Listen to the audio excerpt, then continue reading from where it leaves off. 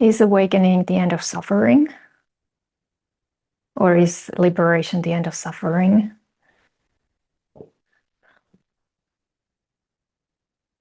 Kind of, I guess, but it's not at all in the way that we could ever imagine. So, suffering is something that points the way in this process. And I think that's astonishing for many people to discover how systematically they have been avoiding their own suffering, distracting themselves from feeling and experiencing it directly. Like how strong and rudimental this resistance towards feeling our embodied experience directly, feeling sensations directly, feeling thoughts directly. Like how strong that resistance actually is.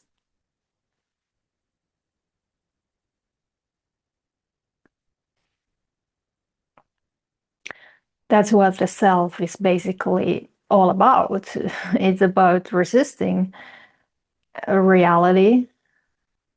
And that's why this idea of getting free from suffering, it's not really what's going to happen. First of all, because that whole experience of self, that whole I am experience, that whole platform or paradigm of experiencing, which is seeking for the end of suffering, it's based on a fundamental illusion. So it's never going to happen. It's never going to happen. That I am experience will never get to achieve the end of suffering. That I am experience will never get to enjoy liberation, obviously. But that's what it wants. That's what the self wants. It wants to be free from suffering. And from the perspective of that way of perceiving, it appears as there is this way to kind of resolve into some sort of expanded, spacious, radically free mode of being. And in a way there is, but it's not the self that it's going to be experiencing that. It's not anyone that's going to be experiencing that, because it's not even an experience. And it's already gone. There's nothing here that we could ever hold on to. That's liberation, that's transience, that's total lack of resistance towards the reality of transience, that there's nothing to hold on to. So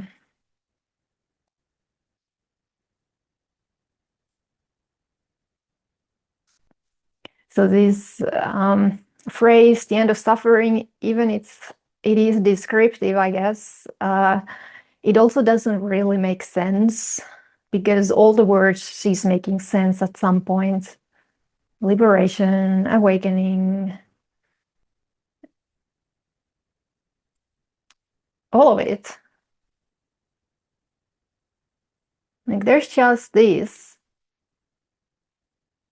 And even saying that, oh, all of that just stories and it never really happened, that's just another fabrication, another interpretation. And that's also just words. It doesn't capture at all.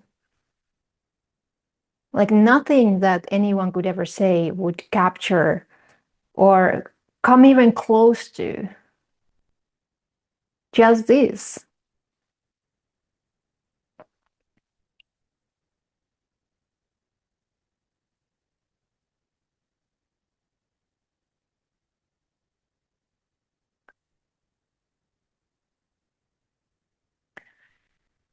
So the person who seems to be on this journey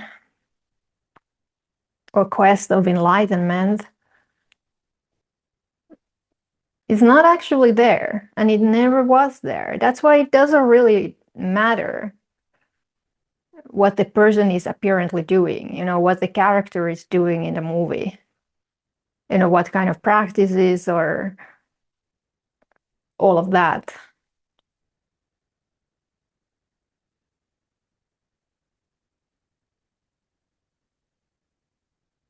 But to say that don't do any practices because it doesn't matter, you're not even there, that's also just another story, and I don't really buy that.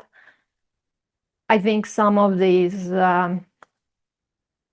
ways to orient towards awakening are skillful and they can be talked about. But from the absolute point of view, obviously, none of that's really ever happening.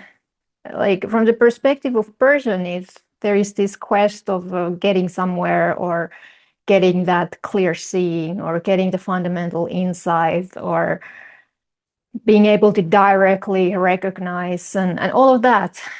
But from the perspective of the absolute, which is not a perspective, there's just this. And that's just how it's always been. There's just this.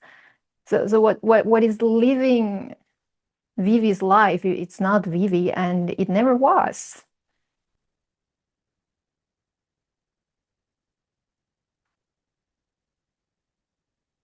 But there seems to be a difference um, between this being absorbed in these images that are very charged by emotion, being so immersed in these images as if it's totally kind of lost in this trance-like state. It's always just this, and this is awake. It cannot be anything other. But apparently, there can be this superimposed trance state in which the consciousness is kind of dreaming these images, and believing them to be actual reality in a very similar way that during the nights in the dream we believe those dreams to be actual reality when we are really immersed in the dream, right? So it's very similar. And that type of absorption in the images, in the narratives, charged by fear, charged by desire, charged by these type of very powerful emotions.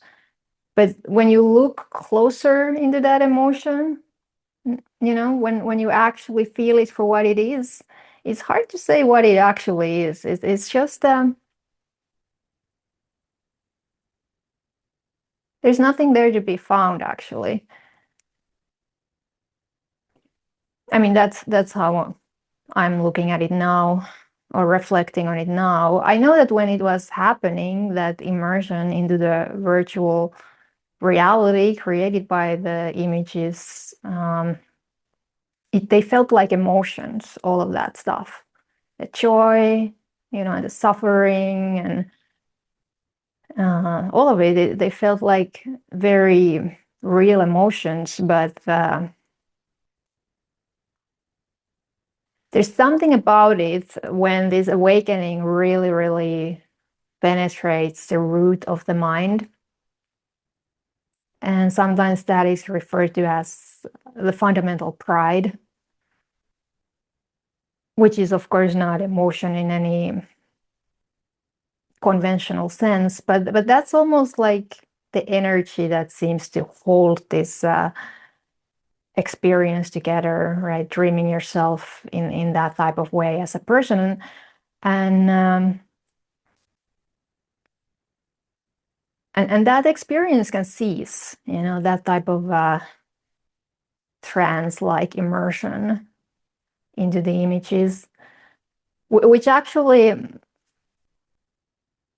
is a quite blurry and perplexing experience, So when we are immersed in that type of dream, there is a kind of sense of subtle but pervasive confusion about it all. Kind of like nagging sense of self-doubt and kind of devastation or desperation at the core of it. Even when things are apparently fine and we're happy and, we're having a nice dream, we're getting what we want, that's usually how the happy dream appears. But it's always there, underneath that nagging sense of dissatisfaction or subtle desperation, very well hidden sometimes.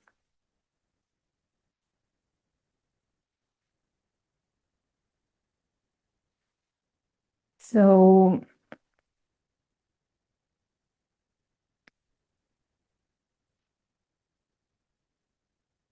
what is this? Like just this, when it clears out this experience of self-forgetfulness, I guess.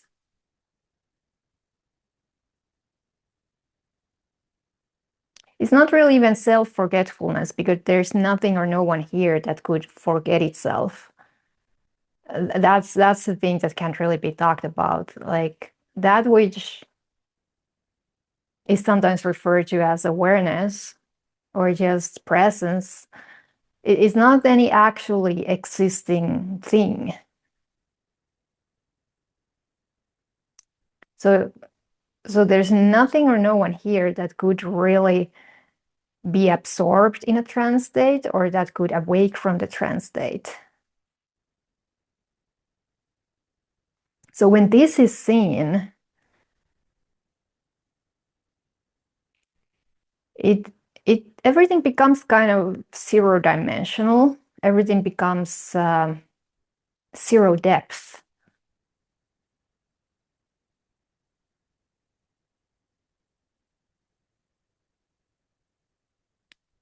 And these images may still appear, but they seem completely empty of substance. So that fundamental clue holding it all together, that fundamental emotional energy that I was referring to as pride. So when that is severed,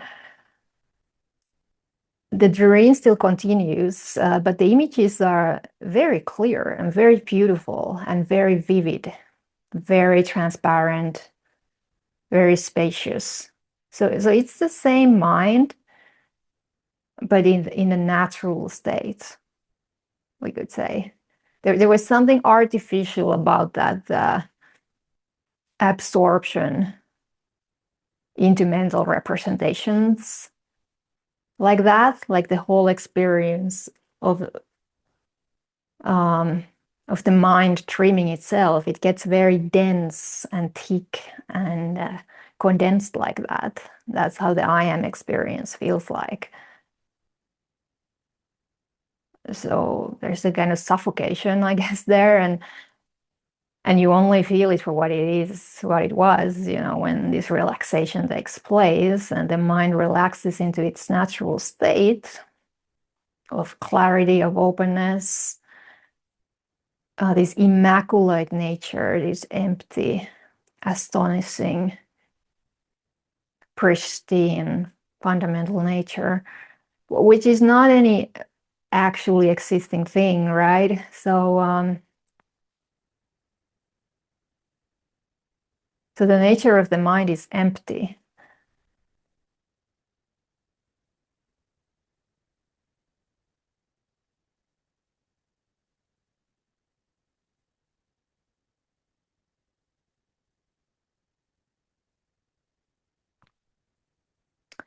And when the suffering goes, the suffering from this experience of I am.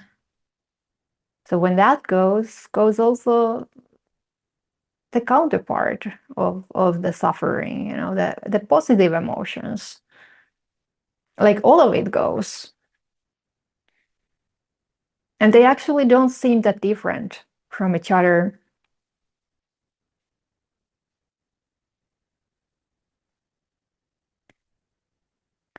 And that doesn't mean that there are no emotions ever, but like after this relaxation takes place, but it's very different, the experience of emotion. It's so different that it's very hard to talk about how the experience of emotion is when it's not bound to the experience of self or narratives.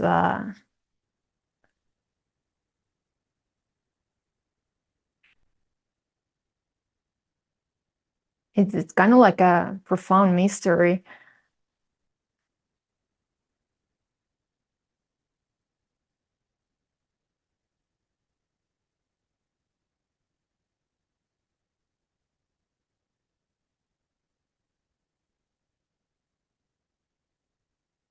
I How I experience it, that the emotions tend to be very, very subtle, but in a way deep, very seamless, and they kind of just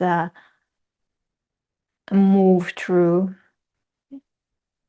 in a very subtle and beautiful manner, leaving no trace. So it's just like this flood or subtle breath of aliveness moving through the system.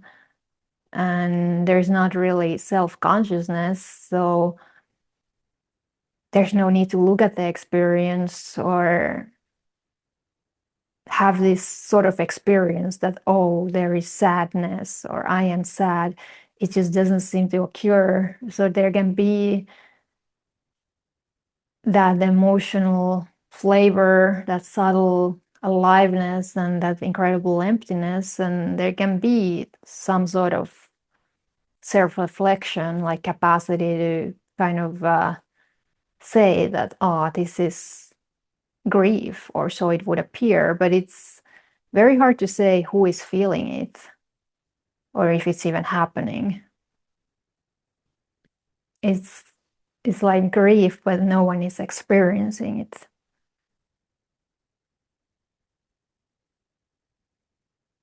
But there's not a lot of that type of reflection anymore. And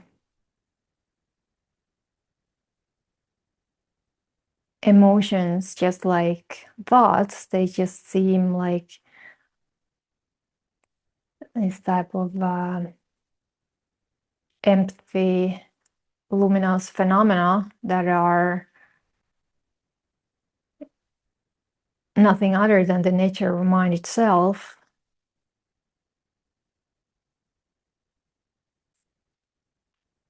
So yeah, the whole experience of suffering really was the gateway, the portal. It's not really what it seems.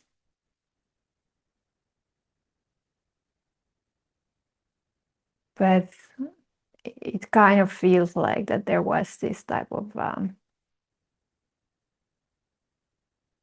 relaxation into the suffering, fully moving through the suffering, and then it transforms into something indescribable.